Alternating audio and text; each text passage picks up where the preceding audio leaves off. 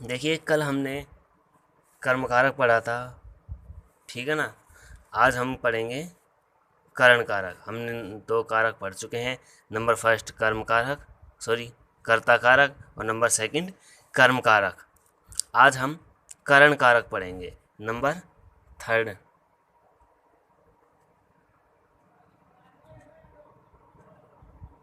करण कारक।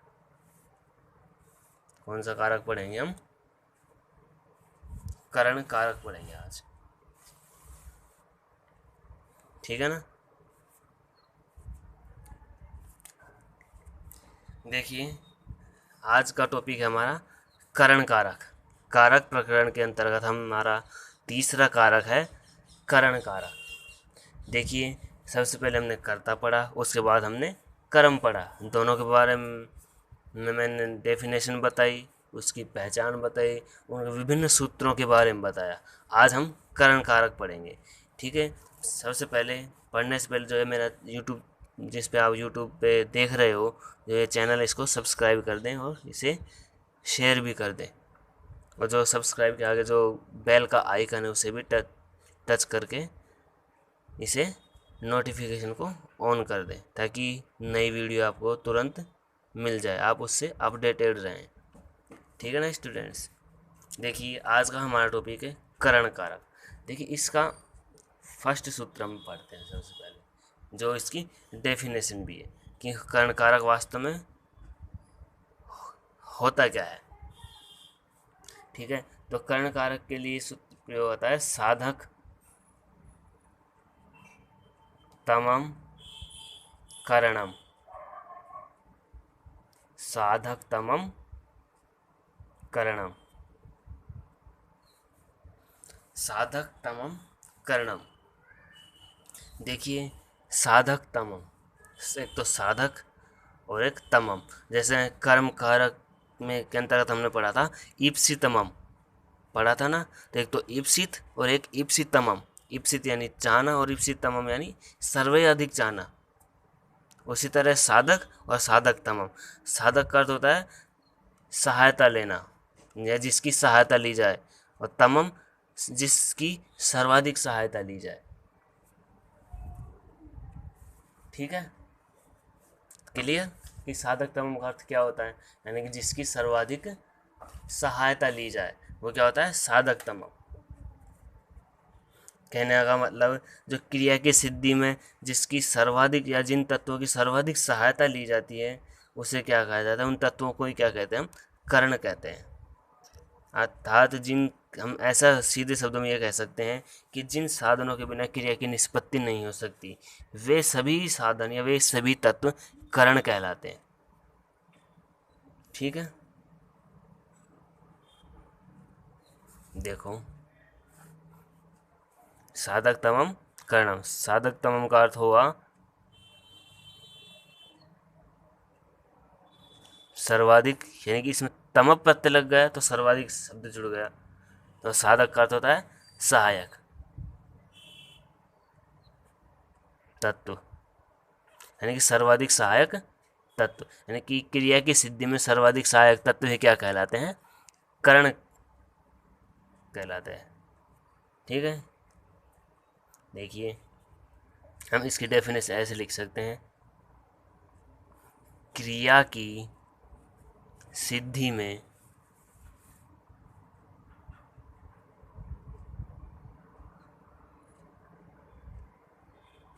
क्रिया की सिद्धि में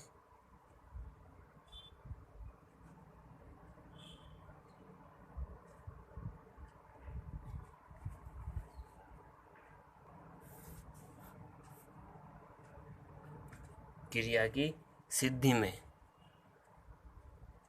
सर्वाधिक, क्रिया की सिद्धि में सर्वाधिक सहायक तत्वों को, सर्वाधिक सहायक तत्वों को करण कहा जाता है।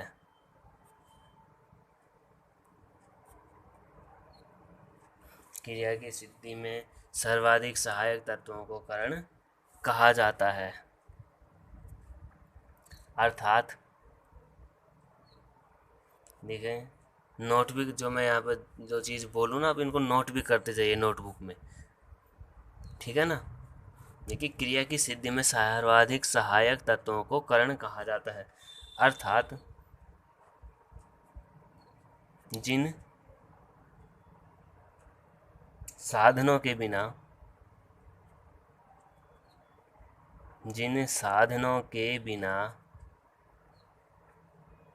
क्रिया की जिन साधनों के बिना क्रिया की निष्पत्ति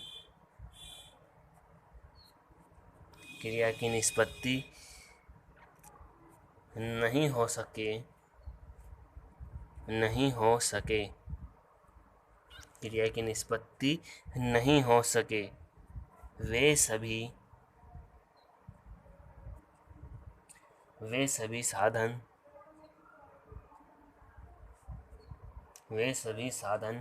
करण कहलाते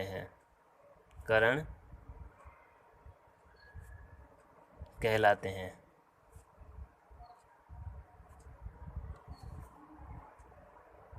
यानी कि हमने इस सूत्र के माध्यम से देखा कि करण वास्तव में होता क्या है। करण का मतलब होता है सहायक साधन, सहायक तत्व, ठीक। अब करण कारक पढ़ेंगे कि करण कारक कहाँ कहाँ होता है। करण कारक में तृतीय विभक्ति होती है, सबको विदित है। तो तृतीय विभक्ति का प्रयोग कहाँ कहाँ होता है, उसके विभिन्न सूत्र भी पढ़ेंगे हम, ठीक है। देखिए, करण कहलाते हैं, ठीक है। कहने का मतलब ये होता है कि जो सर्वाधिक सहायक था तो उनकी करण संज्ञा होती है। देखिए, अतः स्पष्ट है कि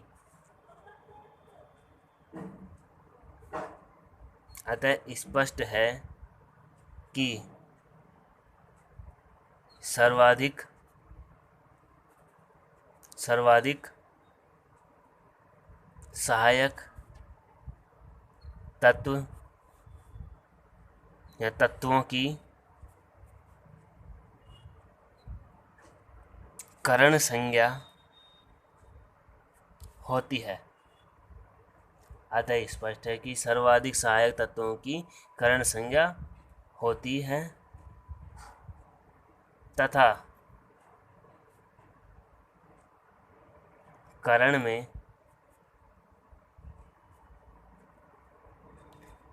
तृतीया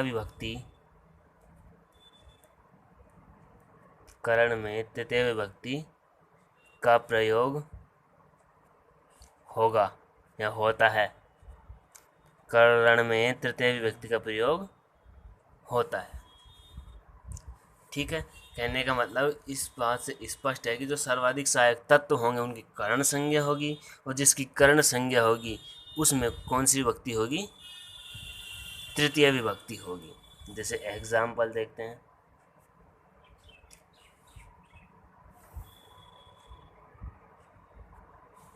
देखिए, पहले हिंदी देखते हैं, फिर उसका ट्रांसलेशन हम संस्कृत में करेंगे। देखें, राम ने बाण से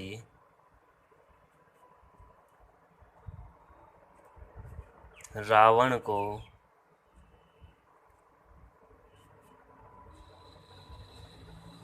मारा।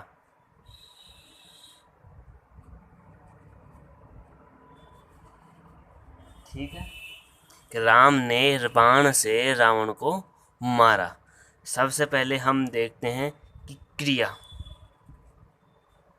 सबसे पहले हम कहाँ जाते हैं, जैसे ट्रांसलेशन के नियमों की ओर जा रहे हैं अपन।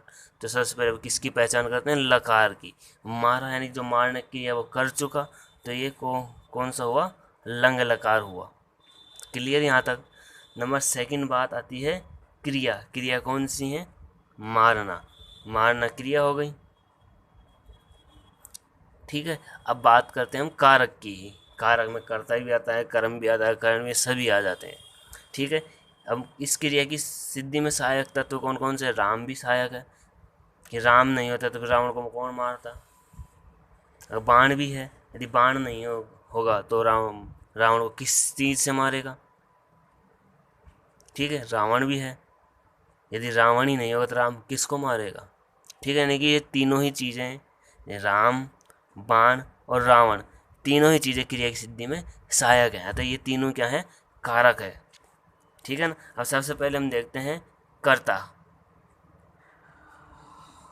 कि क्रिया को कर कौन रहा है, यानी मार कौन रहा है?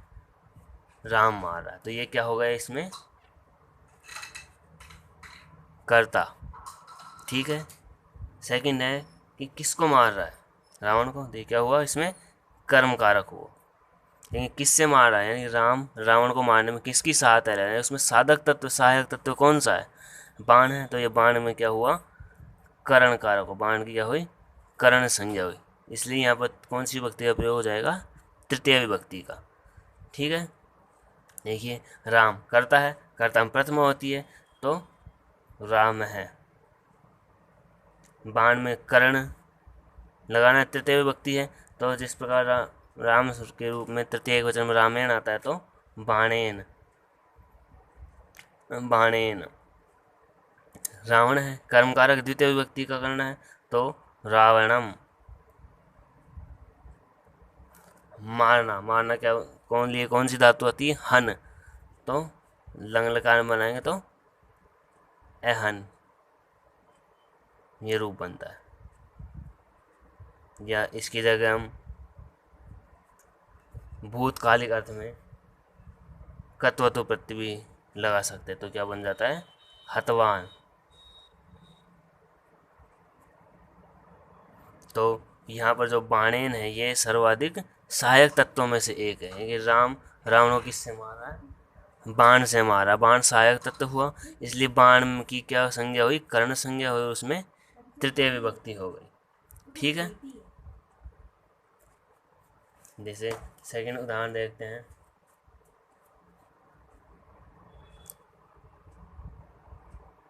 छात्र, संस्कृति बना ले, छात्र है, बस यानेन,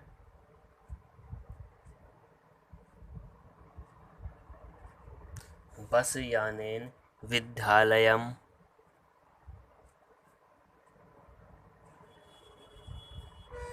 गच्छति।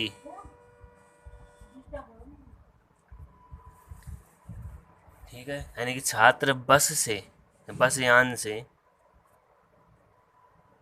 छात्र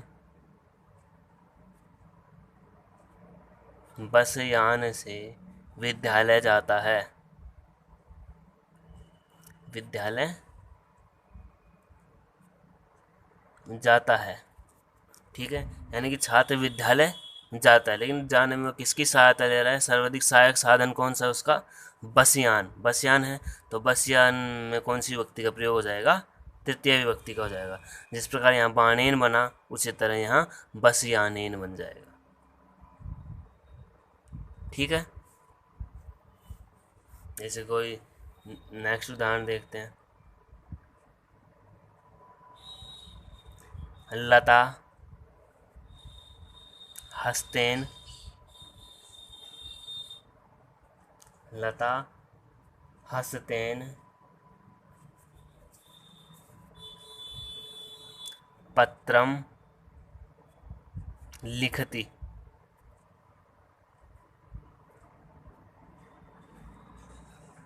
लता हाथ से पत्र लिखती है, पत्र लिखती है। लता हाथ से पत्र लिखती है, यानी कि लता क्या लिख रही है? पत्र लिख रही है, लेकिन पत्र लिखने में किसकी सहायता ले रही है? किससे लिख रही है? हाथ से लिख रही है। तो हाथ इसमें क्या हुआ? सहायक साधन हुआ। तो हाथ में कौन सी विभक्ति का प्रयोग हो जाएगा? तृतीय विभक्ति का प्रयोग हो जाएगा। ठीक है। हम नंबर सेकंड सूत्र पढ़ते हैं अपन। सहयुक्ते प्रधाने। सेकंड सूत्र है सहयुक्ते अप्रधाने।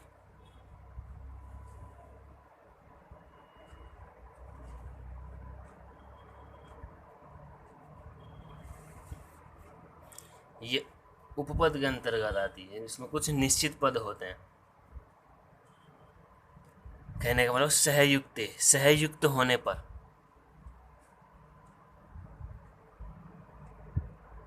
सहयुक्त, सहयुक्त होने पर। इसमें दो चीज़ें हैं यहाँ पे, लेकिन इसको अलग करके लिखते हैं। सहयुक्ते और अप्रधाने, दो तत्व हैं यहाँ पर। सहयुक्ते का मतलब होता है सह अर्थ वाले, सह अर्थ वाले, सह अर्थ वाले अप्रधाने, अप्रधान कारक में।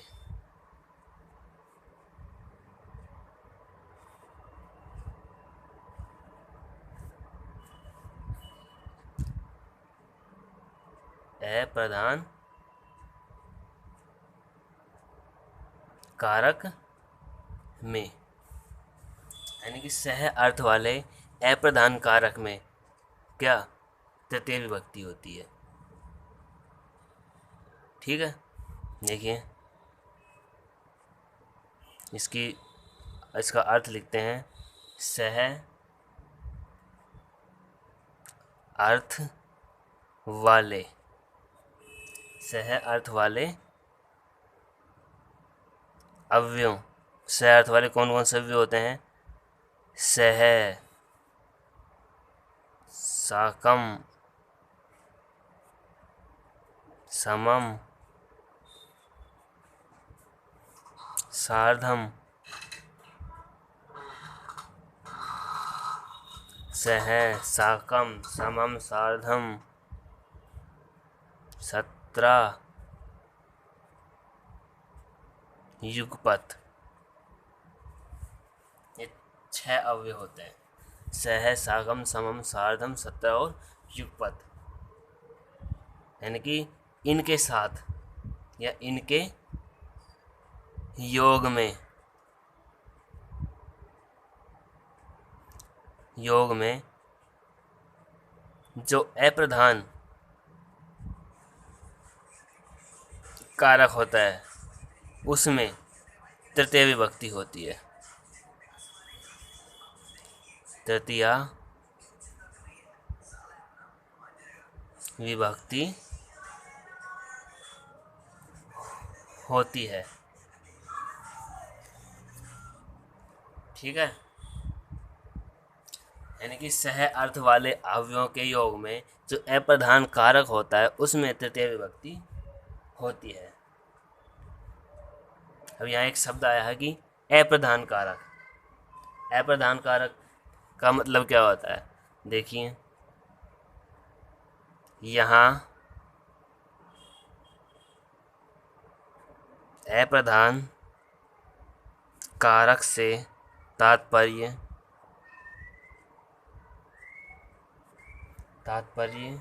उस कारक से है, उस कारक से है जिस कारक में, जिस कारक में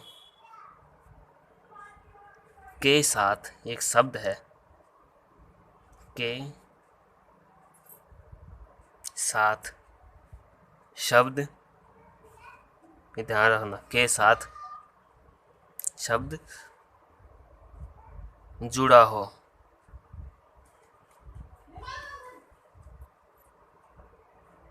यानी अप्रधान कारक होता है जिसमें के साथ जुड़ा हो। जैसे राम, पिता के साथ पुत्र बाजार जाता है, सीता राम के साथ वन जाती है।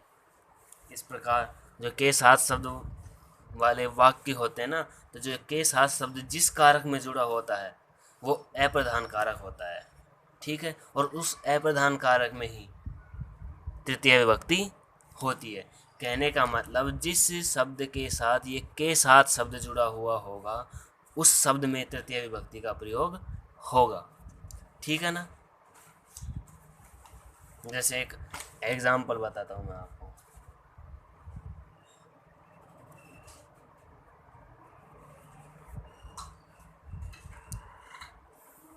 जैसे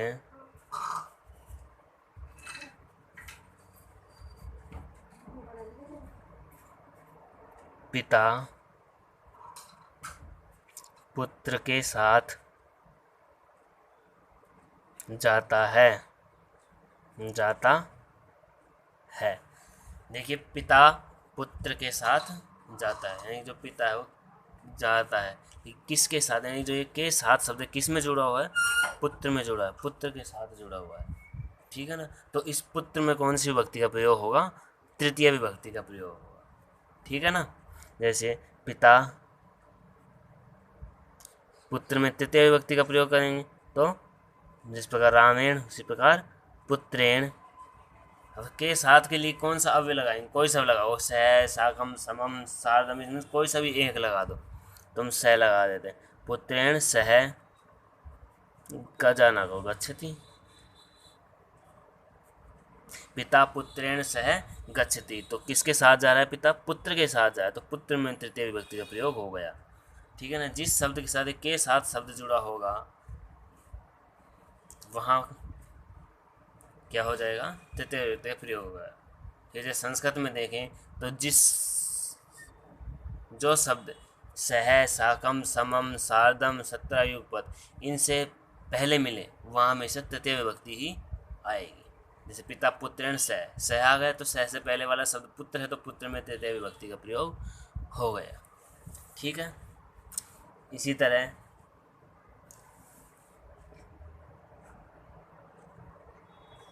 राम है सीतया सह वनम गच्छति, यानी कि राम सीता के साथ वन जाता है।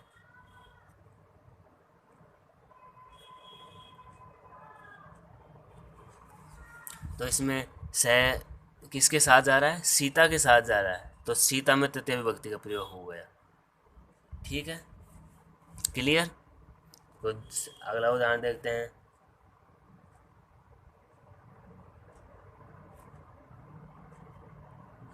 सीता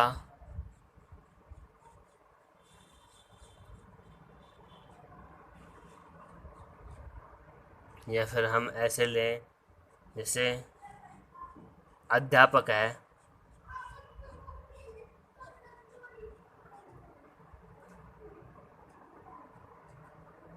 अध्यापक है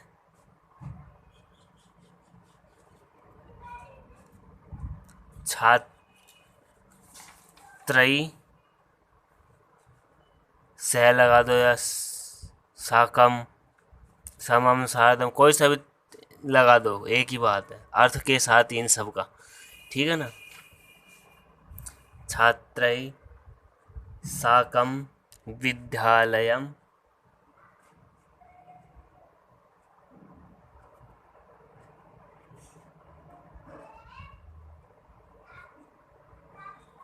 आगच्छति।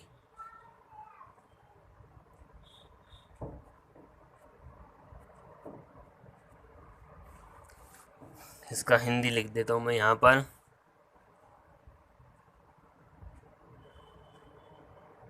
अध्यापक छात्रों के साथ विद्यालय आता है।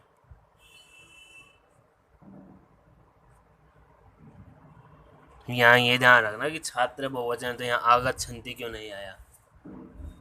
ठीक है ना। ऐसी गलती मत करना, क्योंकि ये जो क्रिया है हमेशा कर्ता के अनुसार आती है। कर्ता और आने की क्रिया कौन कर रहे हैं, अध्यापक कर रहा है। अध्यापक एक वचन है इसलिए यहाँ आगच्छति ही आया है। ठीक है ना। हाँ, यानी कि देखिए, अध्यापक छात्रों के साथ विद्यालय आता है।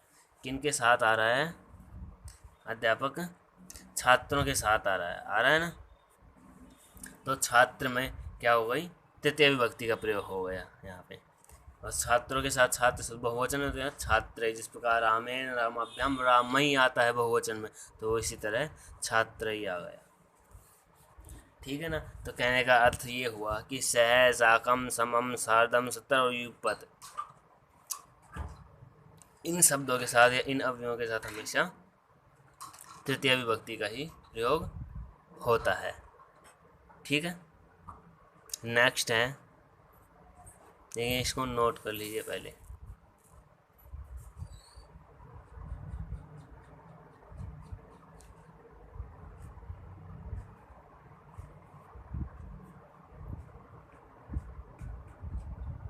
वीडियो को पॉज कर नोट कर लीजिए इनको। लेकिन नेक्स्ट सूत्र पढ़ते हैं अपन, नंबर 3। ये नांग विकार है। ये नांग विकार है। ये पढ़ा हुआ भी होगा आपने, ये सभी सूत्र पढ़े हुए होंगे पिछली क्लासों में। ठीक है ना। देखिए ये नांग विकार है। देखिए इनको, इसका अर्थ निकालते पहले इस सूत्र का। येन अंग विकार,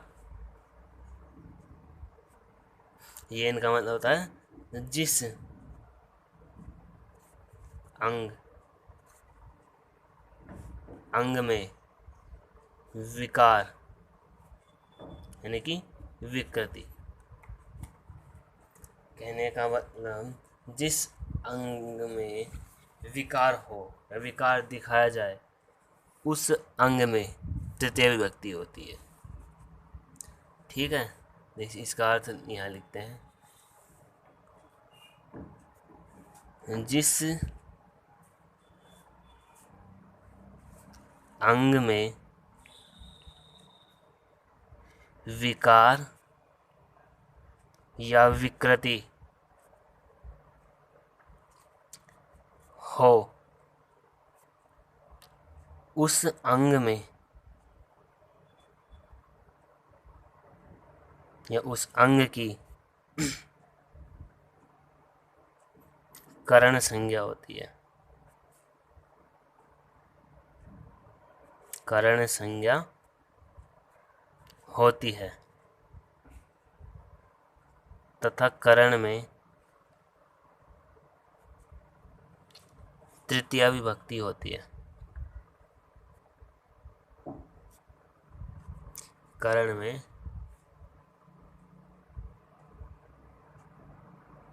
तृतीया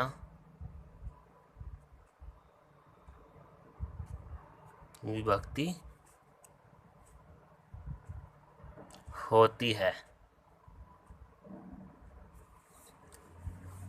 ठीक है। यानी कि जिस अंग में विकार हो, उस अंग में कौन सी विभक्ति होती है? तृतीय विभक्ति होती है। जैसे एक सेंटेंस लेते हैं यहाँ, मोहन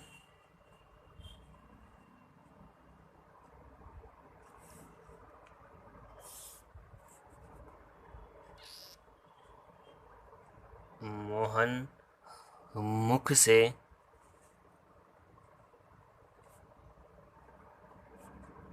मूक है। मूक का मतलब होता है गूंगा। ठीक है। तो मोहन मुख से मूक है। तो जो विकृति हो क्या है उसका? मूक होना है। ठीक है। लेकिन मुख किससे है? वो मुख से। अंग कौन से है, यानी विकार कौन से अंग में है? मुख में है। तो मुख में कौन सी विभक्ति हो जाएगी? तृतीय विभक्ति हो जाएगी। ठीक है। तो क्या बनेगा? मोहन है मुखेन मूक है।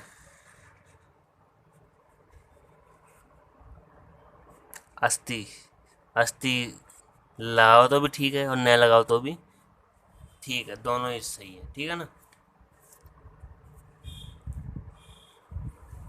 ठीक है, जिस अंग में विकार हो, विकृति हो, उस जो वो अंग है, उस अंग में तृतीय विभक्ति होगी, ठीक है, न कि और कहीं। जैसे सिरसा खलवाट है, सिर से गंजा,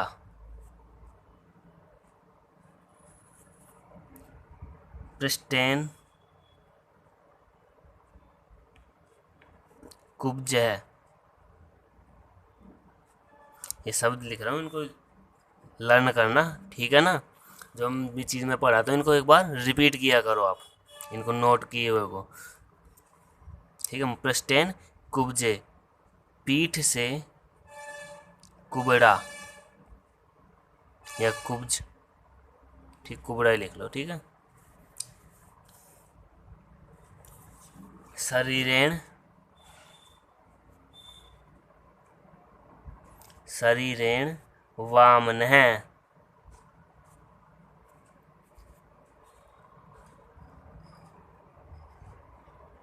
शरीर से बोना,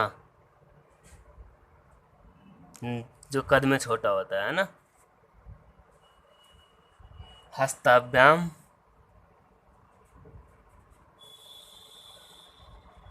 यानी कि दोनों हाथों से, हस्ताभ्याम कुणी ही, जिसे लूला बोलते हैं। कर्णाभ्याम,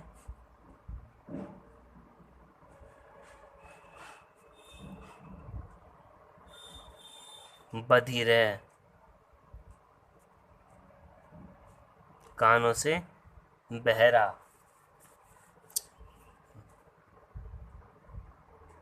नेत्रेण कान है, नेत्र से काना।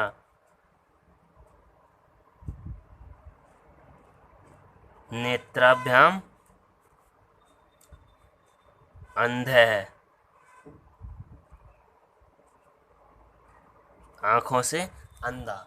यहाँ देखिए एक चीज़ समझना कि नेत्रेण काणी, यहाँ मैंने एक वचन लगाया और यहाँ मैंने द्विवचन लगाया, क्योंकि काना जो एक आँख से ही होता है और जबकि अंधा होता है वो दोनों आँखों से होता है, इसलिए दोनों से हुआ तो दो द्विवचन का लग गया, द्विवचन का प्रयोग हो गया नेत्राभ्याम, जिस तरह रामाभ्याम बनता है ना,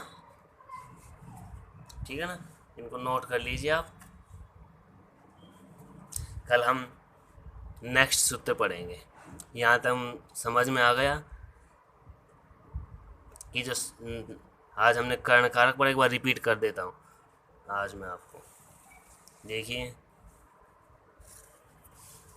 देखिए, सबसे पहला सूत्र हमने पढ़ा साधक तमम कर्णम, यानी कि क्रिया की सिद्धि में जो सर्वाधिक सहायक तत्व है, उस सहायक तत्व में तृतीय विभक्ति होती है। नंबर सेकंड सूत्र पढ़ा हमने सहयुक्ते अप्रधाने, यानी कि सह अर्थ वाले जो ये 6 अव्यय शब्द हैं, सह, साकम, समम, सार्धम, सत्रा, युगपथ, इनके साथ हमेशा जो अप्रधान कारक है, यानी कि इनके साथ जो कारक जुड़ा हुआ है, उसमें तृतीय विभक्ति होती है। और नंबर थर्ड हमने पढ़ा ये अनांग विकार है, यानी कि जिस अंग में विकार हो, जिस अंग में विकृति हो, उस अंग में तृतीय विभक्ति का प्रयोग होता है। जैसे पीठ से कुबड़ा, सिर से गंजा, मुख से मूक, तो मुख किससे है यहाँ पर, मुख से है, तो मुख जो अंग है इसमें विकृति है, तो यहाँ पर इसमें मुख में तृतीय विभक्ति का प्रयोग हुआ, ठीक है ना। अब नोट कर लीजिए इनको, वीडियो को पॉज करके, और वीडियो को लाइक, शेयर और सब्सक्राइब ज़रूर कर दें आप, ताकि आप वीडियो से अपडेटेड रहें, ठीक है ना। धन्यवाद।